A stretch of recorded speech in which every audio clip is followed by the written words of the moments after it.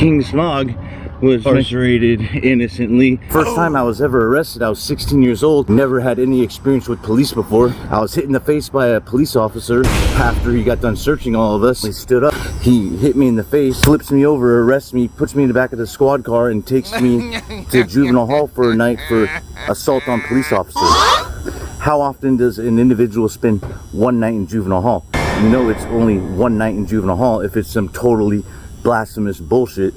When other people start talking about experiences equal to mine or greater, I start to get a nervous, sickening feeling in my stomach. Now keep in mind, when that incident happened to me when I was 16 years old, I was a Boy Scout at the time, and my scout leader was a police officer. I had no problems with the police prior to this, man. And then after this, I had a extreme resentment towards police officers. This police officer actually stole my innocence from me. Picture a suburban kid from southern Orange County getting snatched up and beat up by a cop in the suburbs for no reason and taken to jail for a night for something that he didn't do. And prior to this incident, he had never had anything bad happen to him in his life. Never even been hit in the face before. First time I ever actually got clocked in the face was by the hands of an Orange County Sheriff, Deputy Toyer, Deputy Toyer. I will never forget his last name. I will always stand by my story, which is accurate and true and legitimate. And there are records showing that I was in juvenile hall for just one day. Who goes to juvenile hall for one day, huh? And I had two other people that I still know to this day that were there and witnessed the entire thing.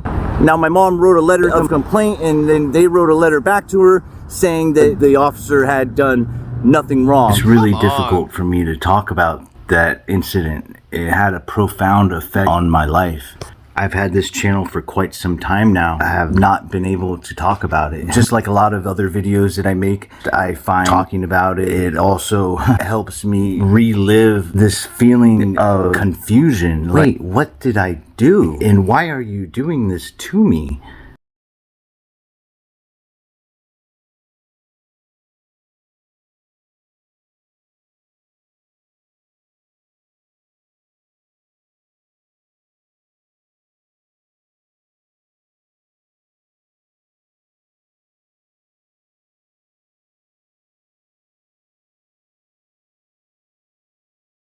I posed no threat to this gentleman. All I did was stand up. The fact of the matter is, nobody goes to juvenile hall for one night unless it is a BS case. BS case.